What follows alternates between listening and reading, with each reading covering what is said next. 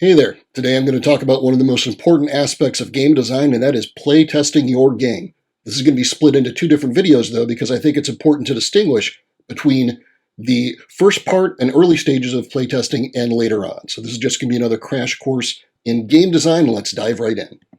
So early stage playtesting is important, and it's crucial to distinguish that from external play. You might have a prototype, it might still be an MVP candidate, a minimum viable product, but it's still your little baby, it's an egg, it hasn't quite hatched into the full experience that you want.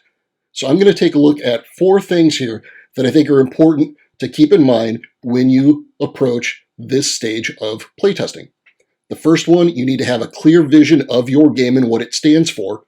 You need to go into this playtesting process with a plan. You need to focus on actionable intel. And finally, this great piece of advice that I got from James Matthew is play just long enough. When I'm talking about having a clear vision, you might know what your game is about, but the problem is other people don't. They don't have the insights that you do. So you have to be as clear as possible and articulate what your game is about and what it's trying to do in very, very simple terms. And I think that there are 3 important ways that you do that. And the first one is to make sure it is very clear who you are, what you do, and then finally, how you win. These are critical pieces of information, and I strongly encourage people to write a vision statement like they would for a business. Who you are, what you do, how you win. It helps build a narrative. These 3 pieces are critical. That who, what, and how are pieces of information that anybody who is looking to invest in your game, a player or publisher, whether they're investing time, interest, or money, they want to know this. This lets them get into the game. It helps them immerse themselves in the game. Fantasy Flight Games has always been really, really good about this. But just about any game that you might see on a store shelf or at Amazon, if you turn that game over and take a look at the back, usually the very top of that information that you see is who you are, what you do, how you win. They want to get you into the game as quickly as possible, let you see who you are and have a feel for what it is you will be doing. So let's take a look at this game that I designed, Pompeii, Wrath of Vesuvius. It's a tile placement game, and on the back of the box is this passage of text: powerful families vying for control over key districts throughout the city. It's a pretty long description. It should be up there long enough for you to read, but it's important because when I wrote that, I wanted to make sure that it was very, very clear who you are. Powerful families. What are you doing? Vying for control over key districts, and later as the volcano burning away what families have worked so hard to build. How do you win? The family clever and fortunate enough to secure its influence during both phases claims victory. I wanted people to be able to turn that box over, read the back, and understand enough about this game that they could see themselves in it and decide, is this a game I want to invest in? The next part about playtesting is, again, go in with a plan. If you want to get the most out of playtesting, then you need to know what it is you want before you go in. And having something like a to-do list, a checklist of exactly what it is you are testing, being aware of the things that you're looking for, and making sure that you have a means to collect data as you go. So what is it you're testing? Are you testing the scoring mechanic? Are you testing combat? Are you testing drafting? What is it about the game at its current stage that you think needs the most work? Now, you might be playing the game in its entirety so that it includes all of these different mechanics, combat, scoring, drafting, but is there a particular part of it that you're looking for? And what are you trying to get out of this? What are you looking for? Are you seeing, does it work well? How does it scale with multiple people? Does it have the pace that you want? Is it taking too long? Is it clear to teach people about this? Is it difficult to understand?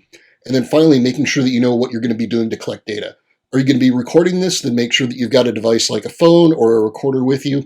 Are you going to be taking notes on Notepad? Are you going to be typing onto your laptop or your tablet? Whatever it is, make sure that you are equipped to gather that information.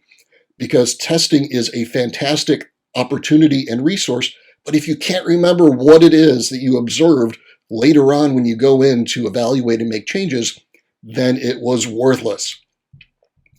The next part that everyone should focus on is what I call actionable intel. When we're playtesting, we don't necessarily just want to hear that everything works great. you can't make improvements on, and you can't really react to, hey, I had fun, or yeah, that was okay. Really what we're looking for is feedback that is going to challenge our vision. And again, that vision is that summary of who you are, what you do, and how you win. And the clearer that vision is, then the easier it is going to be to see when something challenges that vision. If we want a game about vying for control and placing tiles to score points, and we know really what that means for us, then when we see something that contradicts that, when we see a point in the game that is at crossroads with our vision, that leaves us with only two options. We can either change the mechanic so that it adapts to the vision, or we change the vision to adopt that new mechanic. And the reason I think this is so important is it's really, really easy to try to incorporate every single piece of feedback that you get. That way, madness lies. That is a surefire way, in my opinion, to run into more problems and create more issues for yourself than to actually solve anything. So you go in with a clear vision, you've got the mechanics that you want. Anytime something rubs up against that vision, then you can take a look at the mechanic and say, yes, this mechanic is strong enough where it is interacting the way that I want, that maybe I should adjust my original expectations to be able to incorporate this mechanic the way I'm viewing it now. Or if your vision is strong enough, you can take a look at that mechanic and you know what? Drafting or combat or scoring isn't quite working the way I want. It's not capturing the feel that my vision statement is trying to create. And if that's the case, then you adjust the mechanic instead. So this is a real important way to be able to gauge actionable intel, is when you have that strong vision. And then finally, again, a great piece of advice, play just long enough. I got from the late, great James Matthew of Minion Games. Huge supporter of Proto Spiel and other events for playtesting, was always generous with his time. And some of the best advice I ever got for taking advantage of an event like a Proto Spiel, where a lot of people are setting aside a weekend just to playtest games, is understanding that you do not need to play an entire game. If your game usually clocks in at an hour, you don't need to play for an hour. You just need to play up to the point where you find something wrong with the game. If that's 10 minutes in, if that's 30 minutes in, whatever it might be, when you have reached a point where your observation causes a conflict between your vision and the current mechanics, that is a good pause point. You can just press pause on the prototype and on the playtest and tell people, all right, let me make a few notes here, let me ask some questions, but also don't be afraid to incorporate changes as you go. Playtesting is about getting the most out of the time that people have set aside for you. So if you see that your initiative system or that tile placement isn't working in the first couple rounds, make some changes on the fly and continue moving forward so that you can thank the people for their time by continually making updates, not making them play something that you know is broken already. Most people will appreciate and be adaptable to that sort of approach because they want to make sure that you are getting the most out of their time as well. Now, a lot of people, though, they find themselves being their own pool of playtesters. That can be really, really difficult to do because you, as the designer, know exactly what you meant along the way with the different mechanics, and you probably had an intended way of playing. That under ideal circumstances, people would have a combination of assertive and conservative play, that they would be open to trade, that they would be acting in a certain way. Well, that's not going to happen when people are actually playing it who aren't just you.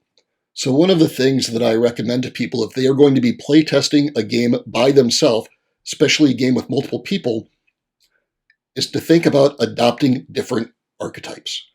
So you can have little name cards. I actually go to the point of creating little name cards and setting them around the table where I'm playing to remind me, all right, the first person in play order is like this. The second person in play order is like that.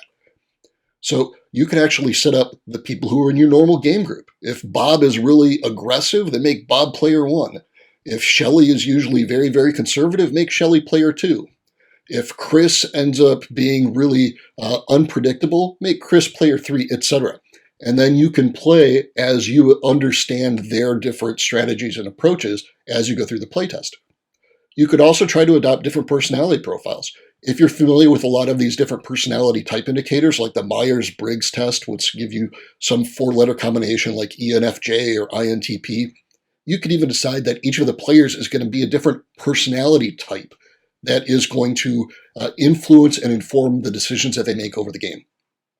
Otherwise, a super valuable tool that I think is out there for people are the 3 Magic the Gathering types. Now, if you're not familiar with this, Mark Rosewater, one of the lead designers for Magic over the year, back in 2002, after Magic had been around for only about 10 years, he had already come to this conclusion, that after numerous years, we've come to the conclusion that there are only 3 basic types of Magic players. Out of the hundreds of thousands of people who play Magic, at that point, they boiled it down to just 3. And those 3 are Johnny, Timmy, and Spike. And what's really cool is that you can have different players at a board game acting in the same way that these Magic the Gathering archetypes act. So I'll throw the link for that article down in the details at the bottom if you want to follow up along with that. But in simplest terms, Johnny is the type of player that's happiest when their strategy for Magic, their deck, their different combination of things, a way that they wanted cards to interact. When their special strategy works, then they win their way, that's when they're happiest, all right? So they want to be able to apply a strategy going into a game and win by that strategy. Now, for a board game, it might be that they want to dominate the marketplace, or that they want to own the monopolies, or that they want to try to win on their own without relying on trading with other partners. Whatever it is, their strategy, whatever it is they adopt, they will be happiest when they win that way. Timmy doesn't care if they win or lose. They just want to have fun with big effects. They want to make big swings, big changes. They want to go for massive points. They want to be combative and throw things in, and they want big effects in Magic. They like huge creatures and big spells and things like that. And that is where they find joy and fun in the game. The last archetype, Spike, we probably all know one of these people. They want to win and they want to crush your spirit. They are uber aggressive. They are alpha predators. They want to win and they don't care who they're going to hurt in the process to do it. They're going to stab people in the back. They're going to be really aggressive if there's a military aspect to it or with bidding, but they just want to win.